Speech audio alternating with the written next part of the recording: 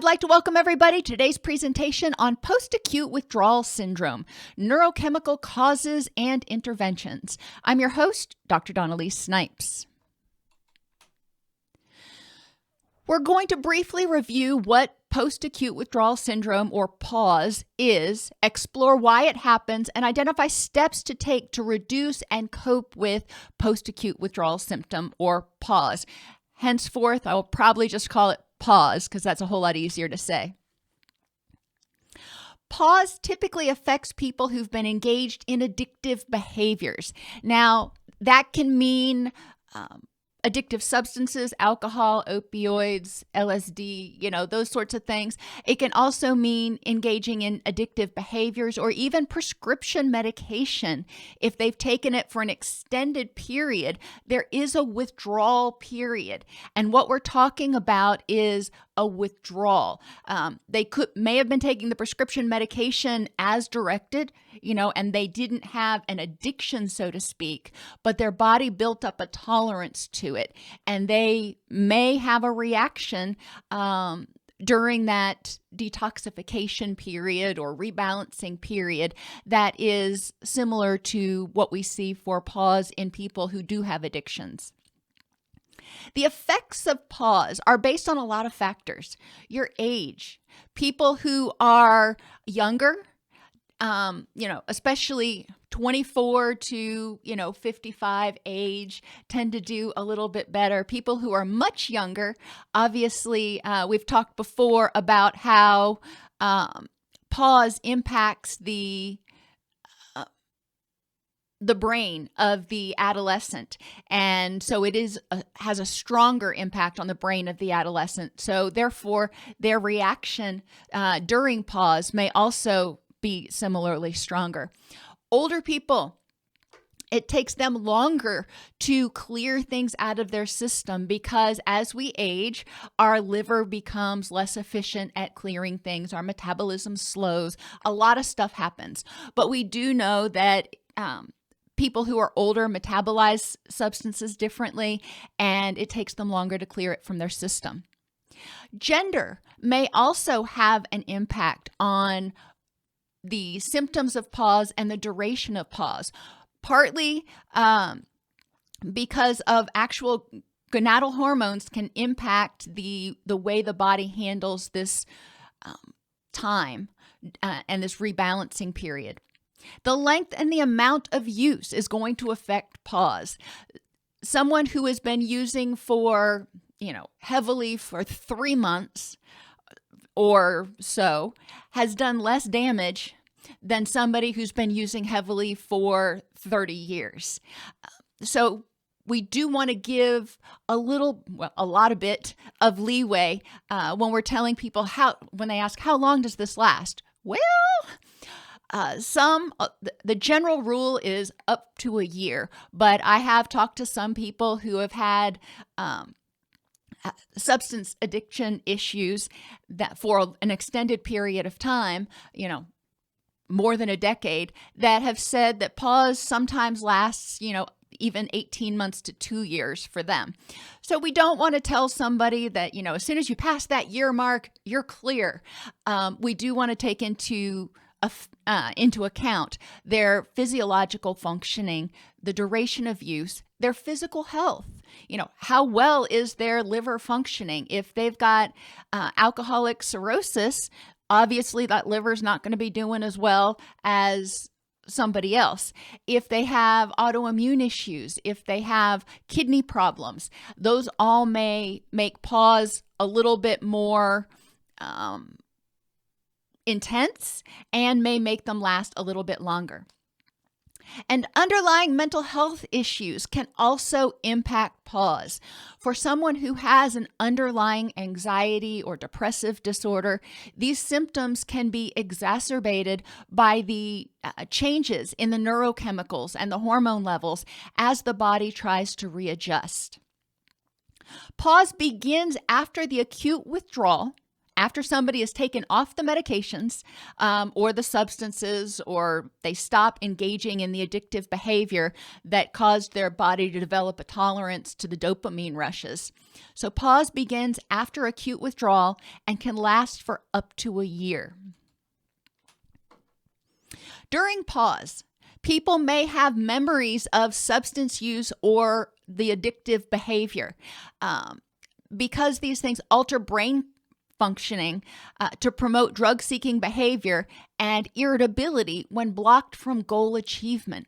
So when people are in this period, and it's longer than early recovery, it's like I said, for a lot of people, at least a year, while their brain is rebalancing, where their body is becoming less or reducing their tolerance to that substance, as well as reducing its tolerance to things like norepinephrine and dopamine, which also surge when we engage in addictive behaviors.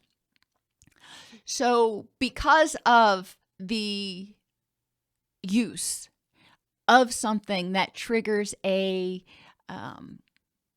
strong dopamine reaction, a strong endorphin reaction, as well as just the chemical itself, people may have memories. It actually causes our brain to rewire itself. Cocaine, amphetamines, and alcohol. All three of these, cocaine and amphetamines, are stimulants.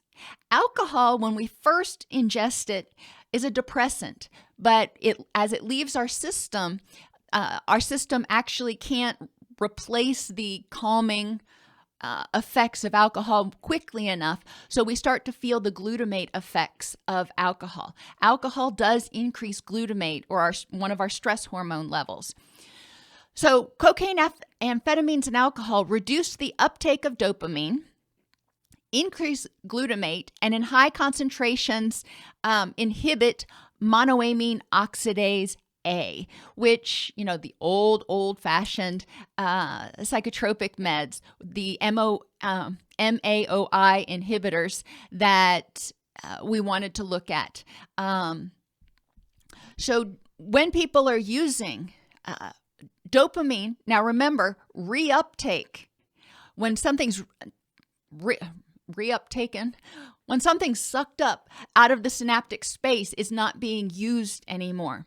So these substances actually cause dopamine to sit in that synaptic space more, so it has a more intense reaction.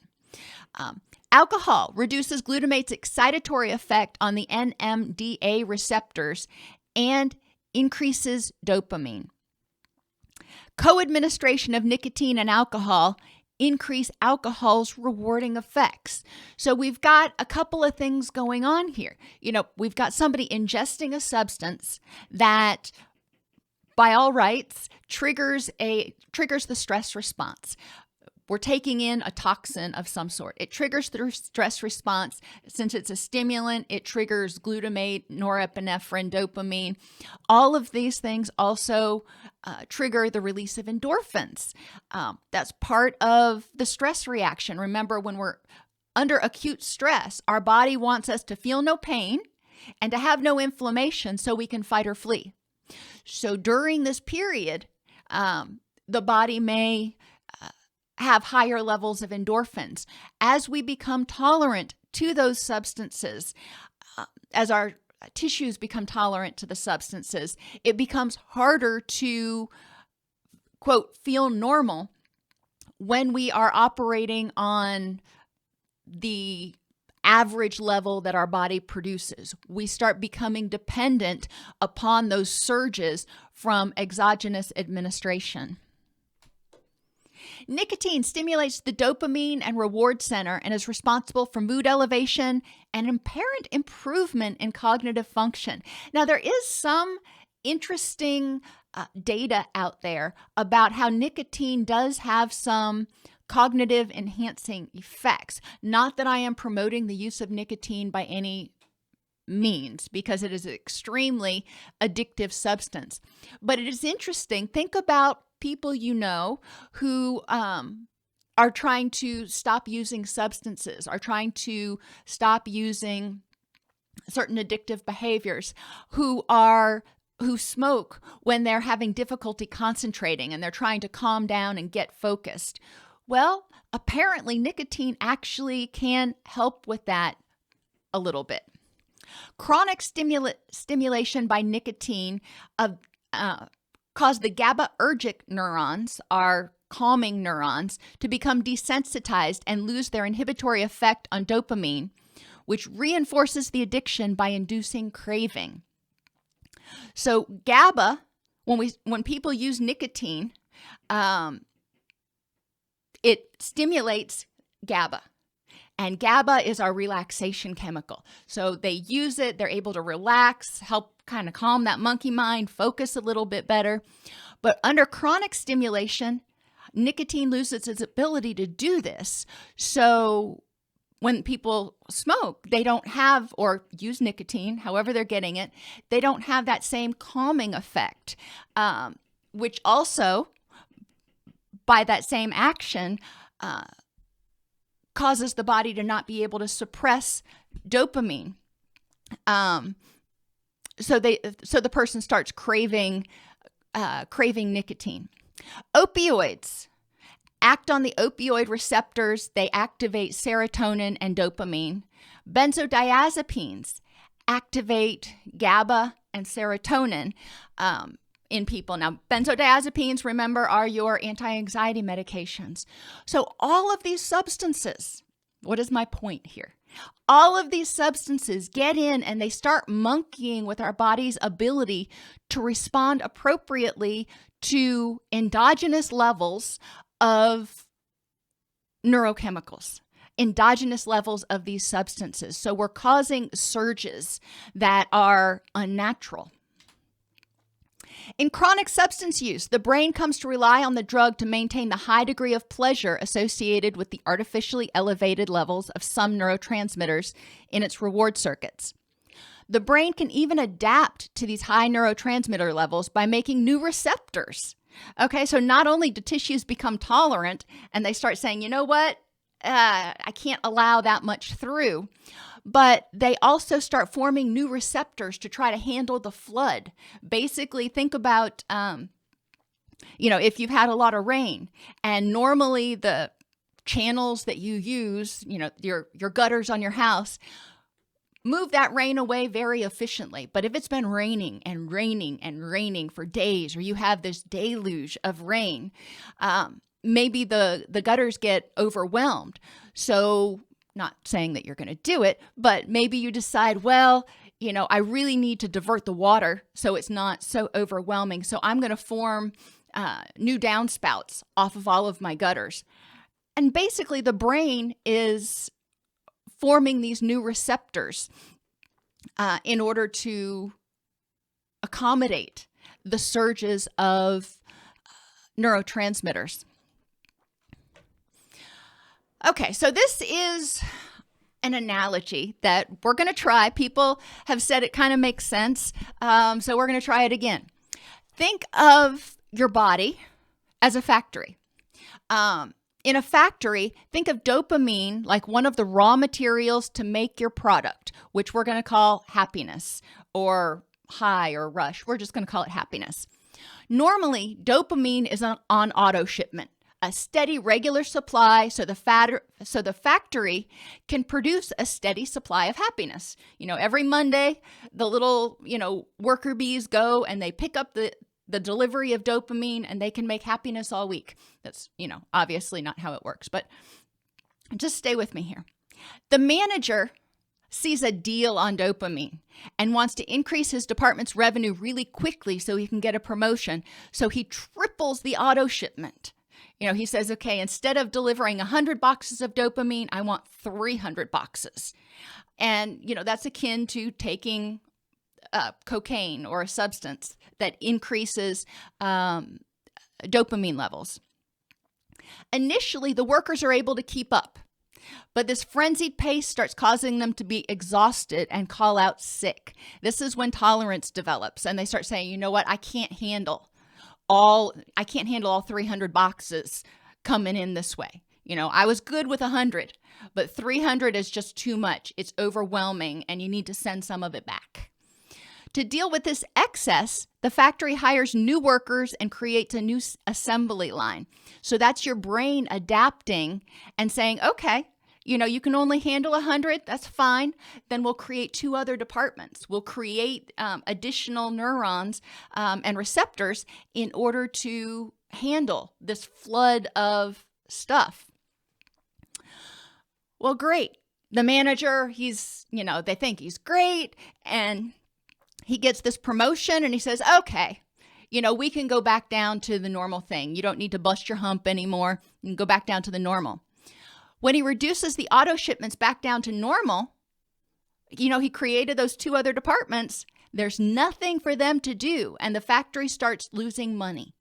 So this is akin to us feeling depressed. The body gets used to having those 300 boxes coming in, and now we're back down to the normal 1 box, and you've got all these other receptors going, I'm not doing anything, I'm bored.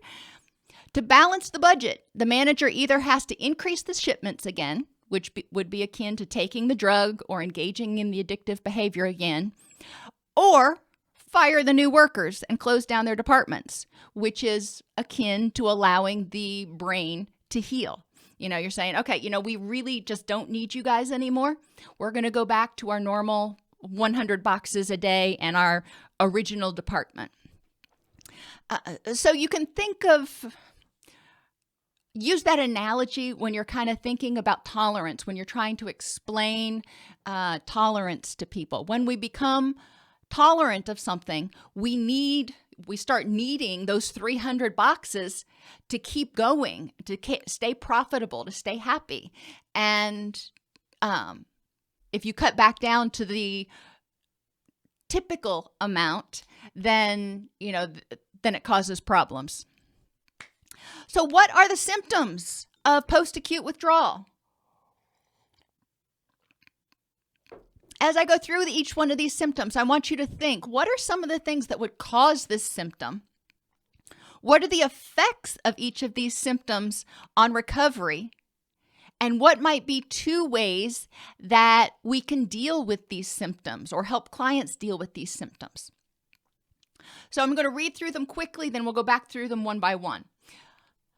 Post-acute withdrawal symptoms include emotional outbursts or just lack of emotion, being flat, apathetic, anxiety and irritability, depression and anhedonia, difficulty dealing with stress, fatigue, having a hard time sleeping, strange dreams and changes in sleep patterns, memory problems that make it hard to learn new things, trouble thinking clearly, making decisions and solving problems, dizziness, and problems with balance and delayed reflexes.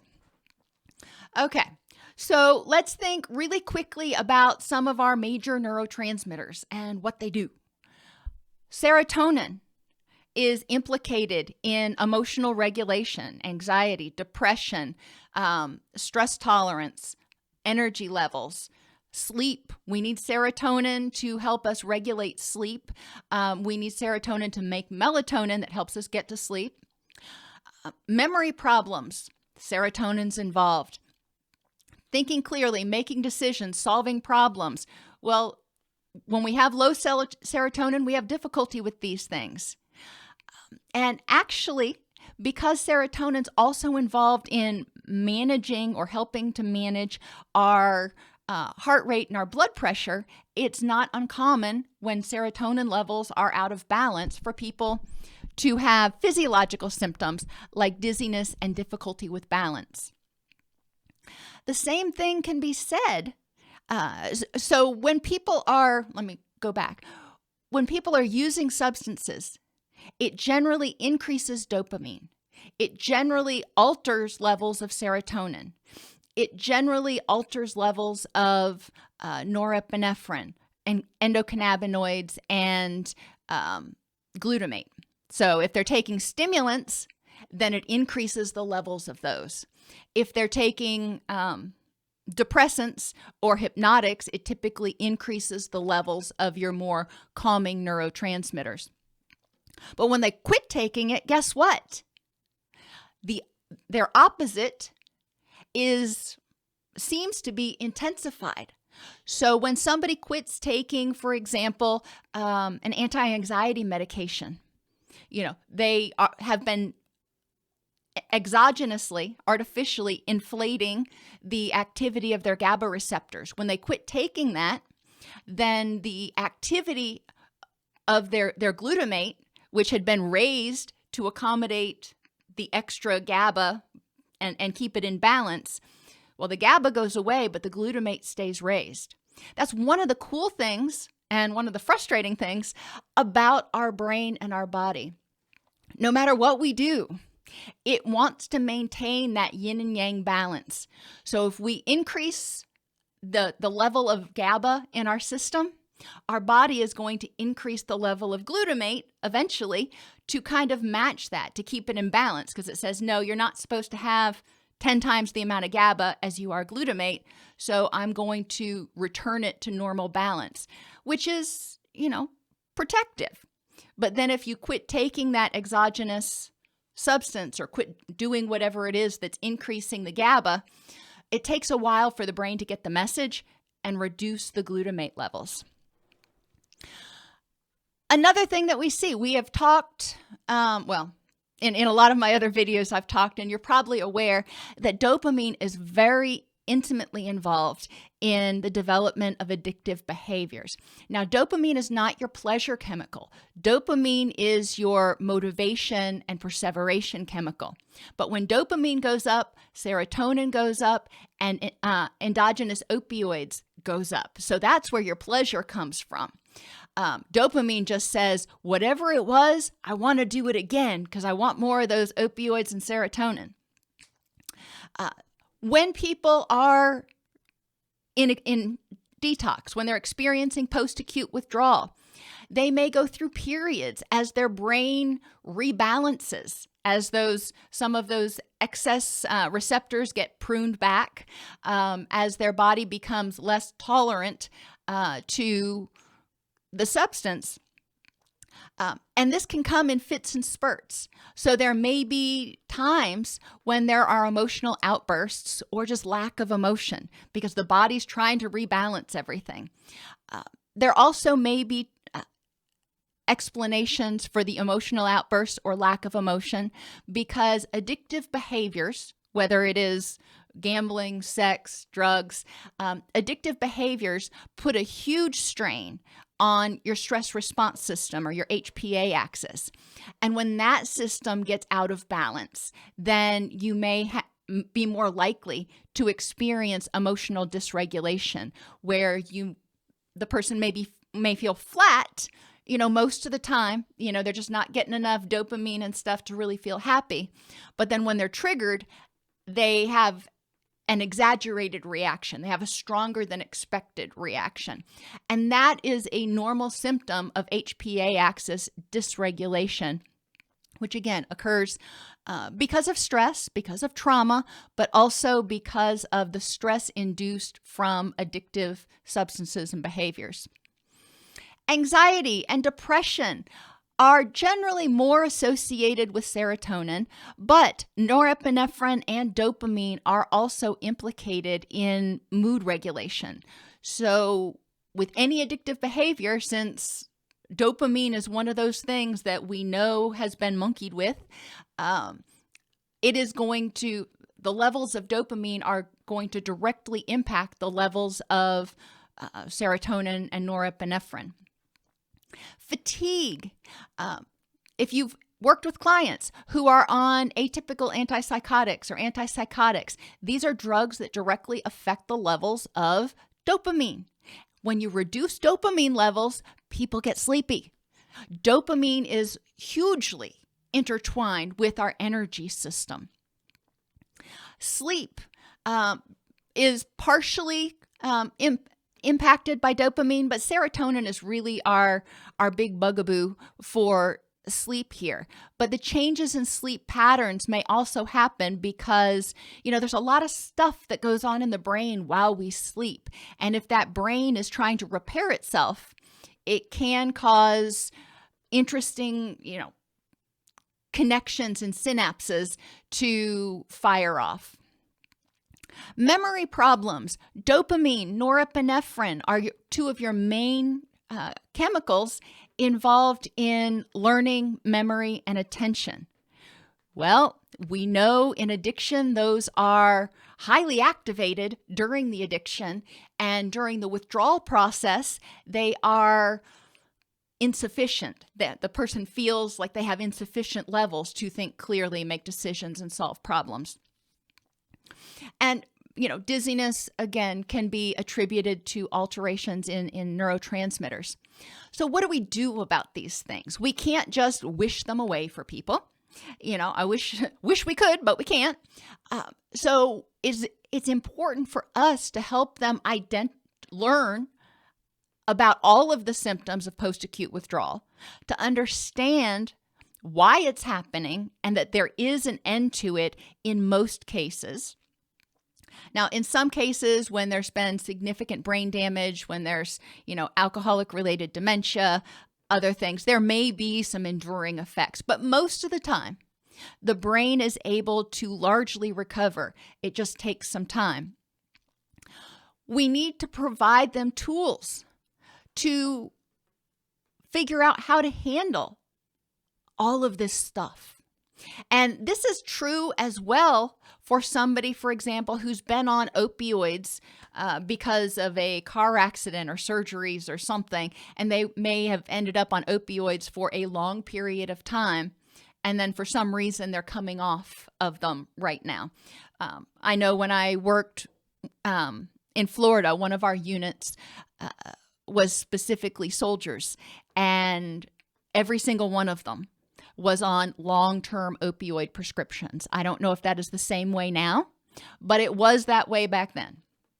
So if for some reason they needed to come off, even though they weren't addicted, they weren't experiencing addiction in the behavioral sense, their body had developed a tolerance to it. So they may experience a lot of these symptoms, and it's important that we put we inform them about this and help them figure out tools to deal with it. How can they handle stress? In addiction recovery, we encourage people to not make any major decisions for the first 12 months. Well, part of that is because of PAWS. Their brain is still recovering, and they've got a lot of other stuff going on in their life. But helping them recognize that this time may be exceptionally stressful, and they may get triggered easily. So what can they do to reduce their stress as much as possible? We want to talk about environments. What can you do to make your environment as calming and relaxing and safe feeling as possible? What can you do for time management? What can you do for personal care so you don't get run down and burned out? What strategies can you use to handle emotional dysregulation? And that changes for each person. Help them complete a sleep hygiene inventory and talk with them about their sleep patterns.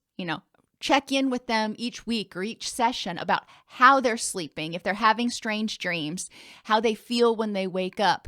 If they're having a hard time sleeping, they can talk to their doctor about interventions. If they have enough insurance coverage, they can go get a sleep study, which can be helpful. But it's also important for them to recognize that the sleep distress or the sleep problems will partially resolve, if not completely resolve, when their brain has healed, when their body has healed. Now, some people would have had hard time sleeping even before that because they had crappy sleep hygiene or they've got trauma issues they haven't dealt with. But those are all things that we can probe about. Those are things that we can help with. With memory problems, encouraging them to be patient and kind to themselves, recognizing they're recovering. And even though they're not using anymore, even though it's been a lot, maybe 6 months since they used, they still may have some cognitive difficulties because their brain has not completely restored that dopaminergic system. Therefore, if they need to remember something or they need to learn something, what can they do to facilitate that? I'm huge on encouraging people to make lists and notes, at least during this period. I make lists and notes all the time. Not everybody loves doing that, but during this point in time, it can help people stay organized and remember things so they don't get frustrated. Encourage them to also be mindful of how their memory and attentional abilities are improving over time. Encouraging them to reflect each week, compared to the week before last. How was last week as far as remembering things, having fogginess in their head, etc. They can keep a daily journal. It's ideal, even if it's a fill-in-the-blank worksheet. If they're willing, but if they're not, just retrospectively thinking about how things are improving, how their symptoms are improving each week, to notice and embrace those baby steps forward. In terms of dizziness and problems with balance and delayed reflexes, this needs to be evaluated by a physician to make sure that there's not some other underlying physiological problem.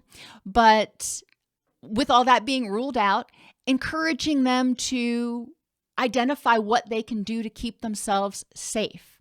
So holding on to railings when they're going up and down stairs.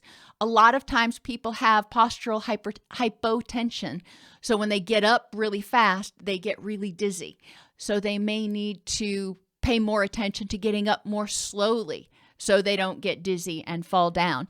But these are practical things. A lot of these things are very practical life skills, strategies that they can use in order to manage the post-acute withdrawal period and have their highest quality of life.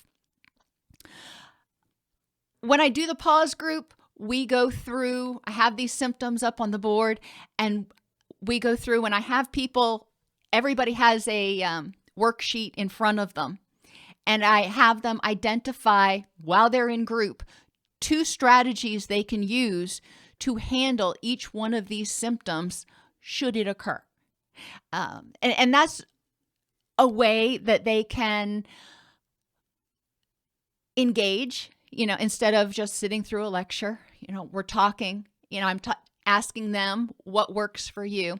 So they're using kinesthetic learning strategies. They're using auditory learning strategies by hearing it and talking about it.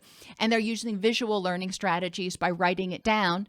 And they've got it written down, so if they are having memory challenges, they can go back and review it later.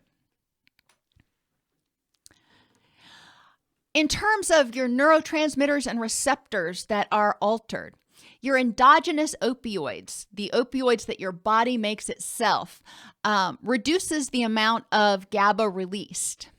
Reduced GABA increases dopamine. So when we're not as chill, when we're more hyped up, when there's more glutamate, there's more dopamine, which makes sense because dopamine says, let's get motivated and let's go get it, which is counterproductive to GABA, which says, let's just chill for a while. Dopamine is the perseverance neurochemical and is also involved in energy and attention. Norepinephrine is responsible for attention and alertness, and glutamate is the main excitatory neurotransmitter. Serotonin, interestingly enough, can have both stimulatory and calming influences. When it's too high, it can actually cause anxiety. When it's too low, it can contribute to depression. When it's just right, that Goldilocks hypothesis again, then it helps balance our moods. It actually acts in different ways in different parts of our body. Now, all of these neurotransmitters are intertwined. When, as I mentioned earlier, for example, when dopamine and norepinephrine go up, serotonin also often goes up.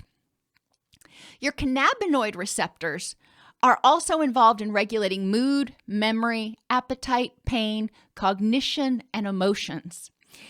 Your cannabinoid receptors, these are the ones that we have endogenous cannabinoids, but your cannabinoid receptors are the ones that are activated by cannabis-based products or CBD-based products. And those also alter the levels of all of your other, big five neurotransmitters: GABA, dopamine, norepinephrine, glutamate, and serotonin. Adenosine is a central nervous system neuromodulator that has specific receptors. We've talked a lot about adenosine before because when we go through our day, as our brain goes through its daily processes, adenosine builds up in the brain. Cortisol drops as adenosine goes up. As adenosine goes up, we start to feel what they euphemistically call sleep pressure. So adenosine is a central nervous system modulator. When it binds to its receptors, neural activity slows down and you feel sleepy. It facilitates sleep, dilates the blood vessels, and helps ensure oxygenation of the blood of the brain during sleep. Caffeine and other stimulants act as an adenosine receptor antagonist. So your stimulants actually prevent adenosine from locking into those receptors to help you get sleepy and have good sleep. People who are abusing stimulants are keeping adenosine at bay when they're in their active addiction. People who are abusing depressants and opioids, when they stop using, guess what? All of those excitatory neurotransmitters are just, chomping at the bit to get in there, so that their normal neurotransmitters actually displace the adenosine and keep them from getting the quality sleep that they need. So we do want to recognize that it's not just serotonin or melatonin that contributes to sleep. There's a lot of other stuff, and adenosine is one of those, which is directly counteracted by stimulants, exogenous stimulants, by stress, the HPA axis when it releases cortisol or glutamate, and by our excitatory neurotransmitters when they are too high in our system. They will actually act to displace the adenosine. So people who were using a substance that typically slowed them down often have more problems with sleep later on than people who were abusing a substance or using for an extended period a substance that was stimulating, like ADHD medications. Even when taken as prescribed, if they're taken and the person is, taking them over years, those are stimulant type medications. So when they quit taking that stimulant type medication, they may experience significant sleepiness for a period of time. Your nicotinic receptors more commonly have a modulatory role through modulation of release of all of those neurotransmitters. It's been characterized as an effective anti-pain target that functions through a non-opioid mechanism. Your cannabinoid receptors are the same.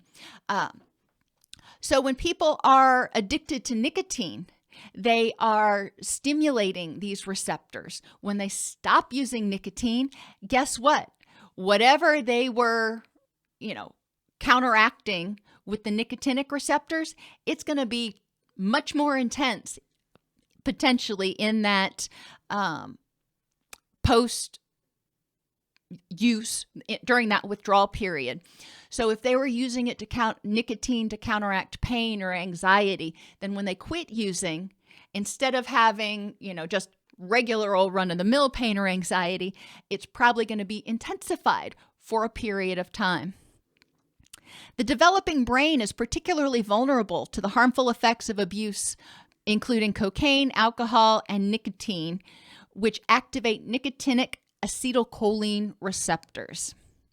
Disruption of the nicotine receptor development with early nicotine use may influence the function and pharmacology of the receptors and alter the release of reward-related neurotransmitters, including acetylcholine, dopamine, GABA, serotonin, and glutamate.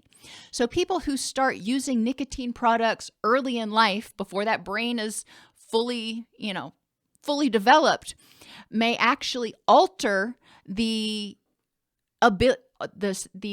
nicotinic receptor's ability to modulate the release of all of those different neurotransmitters. So let that sink in for a second. It's amazing how powerful nicotine is as a drug, and it's legal. Just thinking. So what do we want to do? And y'all know I love my mnemonic devices, and this one is Mr. Escaper. We want to help people regulate the temperature of the bath. Remember, I said earlier that when we start taking a substance, which is way more than what our body would naturally produce, our body ramps up its antagonist to meet that. So if we normally took in, 3 boxes and we upped it to 9 boxes, our body is going to amp up the counterbalancing neurotransmitter the same amount. When we decide, hey, we're not going to use that anymore, all of a sudden, poof, it's gone. But our brain takes a while to get the message. So it's kind of what we want to do is help the body balance the neurotransmitters, like creating a warm bath. We don't want too much cold. We don't want too much hot, too much slowing, or too much excitable neurotransmitters. So we want to help them figure out how to regulate their bath based on their neurotransmitter bath, based on their current state. So if they were, for example, using depressant type substances, things that slowed them down, then in this post-acute withdrawal period, they may have anxiety and irritability and agitation, and sometimes spurts of really intense anxiety. So we want to help them figure out, what can you do to help yourself calm down, to trigger your body, to convince your body to release more of those calming chemicals to help balance out what's going on. If they were using stimulants, then they may feel sleepy and depressed and lethargic. Again, we want to help them figure out, how can you prompt the release of some of those excitatory neurochemicals so you can see color, so you can get excited about life, so you can get motivated. All of these can be tweaked by the person in order to affect their current condition. Meditation and breathing.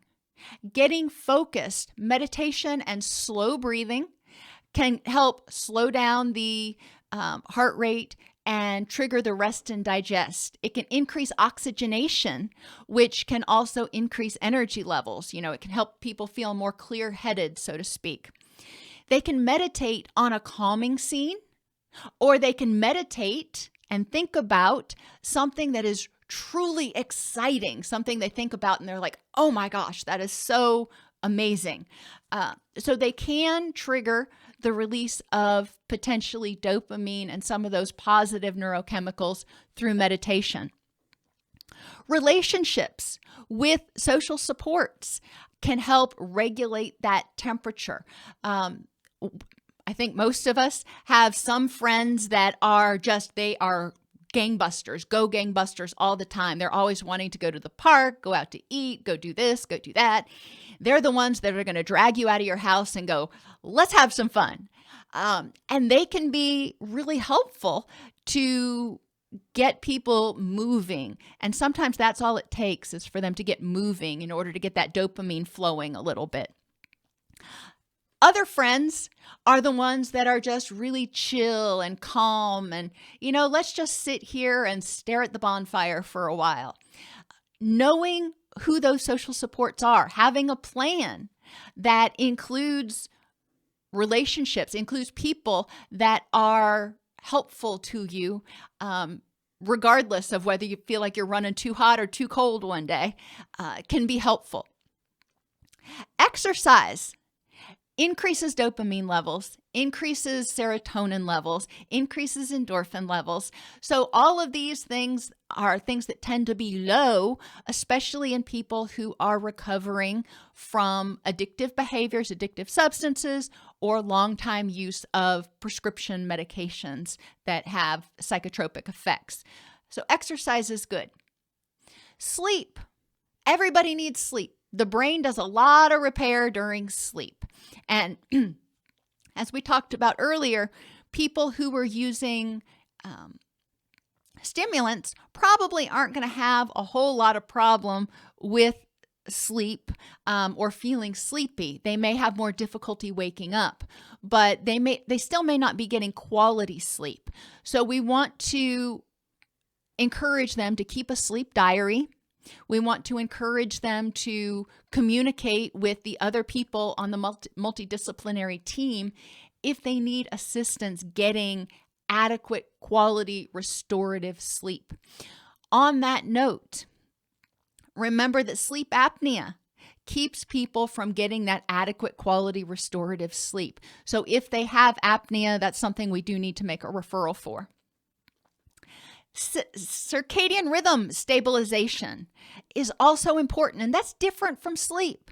Sleep is one of the things that our circadian rhythms trigger, but circadian rhythms also trigger your hunger, your satiation. When you want to sleep, it's involved in your libido, it's involved in your immune system. Circadian rhythms are actually stabilized not only by the level of light, when it's bright out, our brain receives through the pineal gland that we're supposed to be awake. When it is dim, our brain gets the message that, hey, it's time to start, slowing down and winding down. But light is only part of it. It's also activities, temperature, and socialization level. So our brain takes information from all of those things and says either it's time to be awake or it's time to be asleep. And that is important for people to recognize that they need to be cool, they need to be calm, they need to be collected, in order to help regulate those circadian rhythms. So there's a lot more to circadian rhythm stabilization and sleep than just light levels. Awareness and mindfulness is huge. As we mentioned earlier in the symptoms, there are days when people may feel depressed. There's days when they may feel irritable. There's days when they may feel anxious. There's days when they may not feel at all. And somehow I feel like a Dr. Seuss book would fit with that. But in any event, it is important. It is crucial. I can't underscore enough the importance of mindfulness of the moment, so people can recognize how they're feeling, their feelings, thoughts, wants, and needs in the moment, both physical and emotional, cognitive, there's lots of stuff. So it's important for people to start checking in with themselves. If they're recovering from addictive behaviors, again, sex addiction, gambling, or substances, doesn't matter. A lot of times during their addiction, they were probably just oblivious, kind of numb. And during this time is going to be a huge change, and they're going to have some targets, some cues to remind them to regularly check in with themselves. And for some of our clients, even when they check in with themselves, they may not get any reading because they're alexithymic, because they've never learned to label their emotions, because they may just, kind of be numb all over. So we want to help them develop strategies to become more mindful and aware of what they need in the moment, and recognize that it's going to fluctuate, not necessarily even on a day-to-day basis. Sometimes it's an hour-to-hour basis. Pleasurable activities are essential. Pleasurable activities promote dopamine, serotonin, and endorphins. Doing something every day, even if it's just listening to a really funny comedian, watching an adorable video on YouTube, something that makes them happy or could make them happy, has made them happy in the past, is important. Engaging in those things in order to prime those dopamine systems.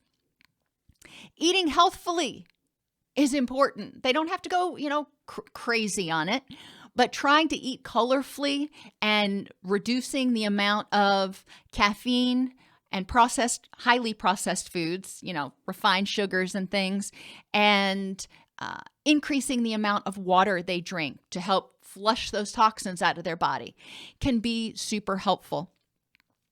And finally, relaxation. Most everybody probably needs to set aside time each day to relax.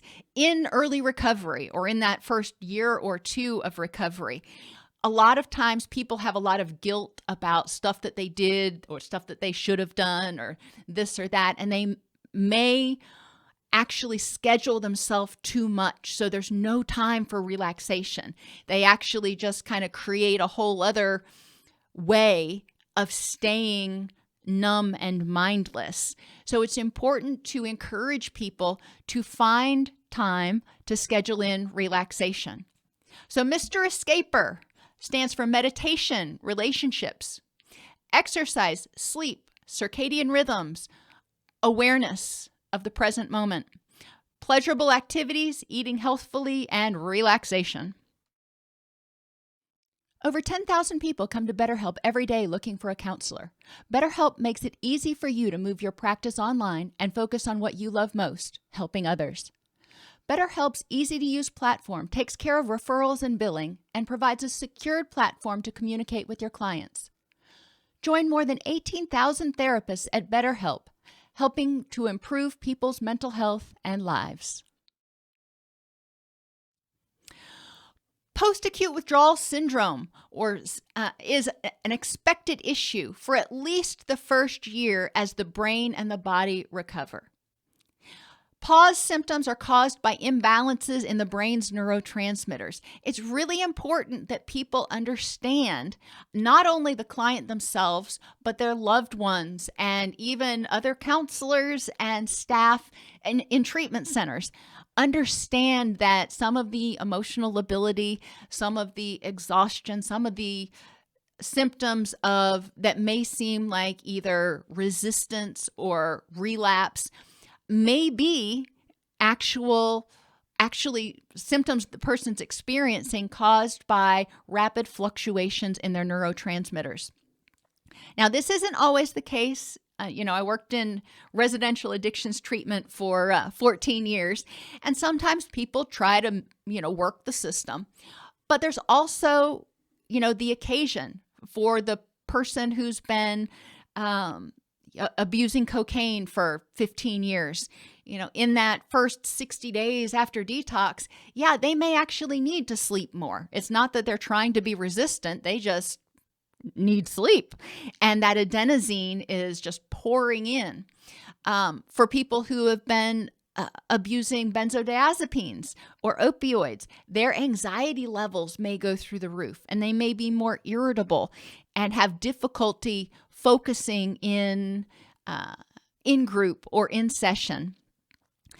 And it's not necessarily something that is a underlying pathology, so to speak, that, like ADHD or something. It very well may be a physiological and relatively temporary physiological adjustment that is happening as a result of substance use and now withdrawal.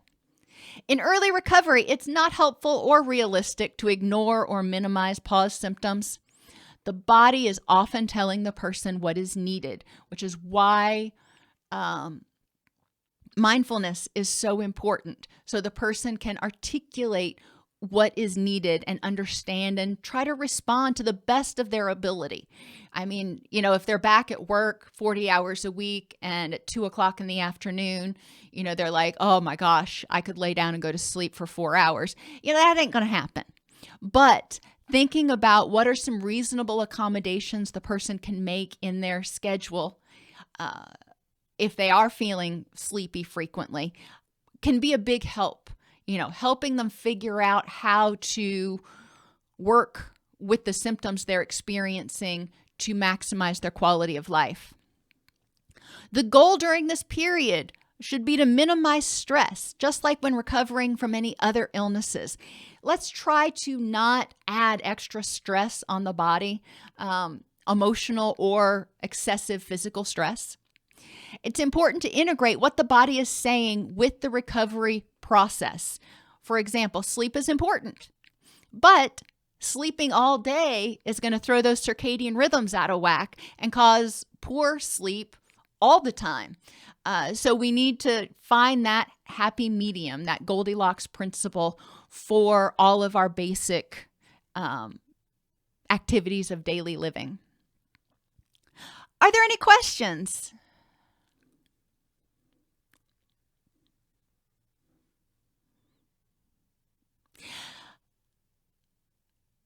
I want to re-emphasize the fact that, a lot of people who go through addiction treatment are going to often, almost always, experience PAWS to a certain extent. And it can come in fits and spurts. They may have like a month or even 3 months where they're feeling great. And then all of a sudden one morning they wake up and they're having cravings and they're irritable. And that's okay. Helping them recognize that what we're aiming for is for those spurts to be less intense, fewer, and further between.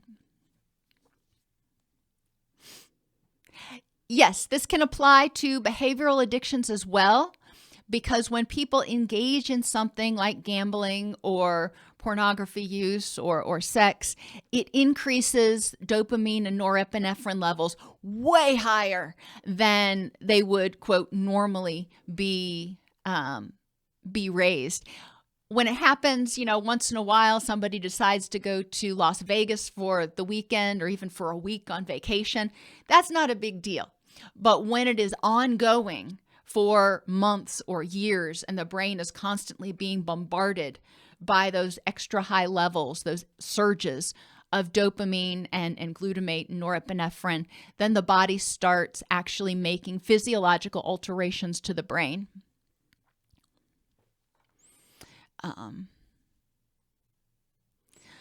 In terms of psychotropics, psychotropics are an interesting thing. Yes, we do a lot of times see people develop tolerance to psychotropics. However, a lot of times they're taking those psychotropics because there was an imbalance to begin with. Now, I like to really dig deeper and say, okay, well, if your serotonin was low or your norepinephrine was low, what's causing that? Instead of just, turning up the water pressure, turning up the power, I want to find out what's actually causing it to be low physiologically or cognitively or both. But some people may have dysfunctional neurotransmitter systems that will need to forever have the supplementation. So psychotropics, are really a sticky wicket for a lot of people.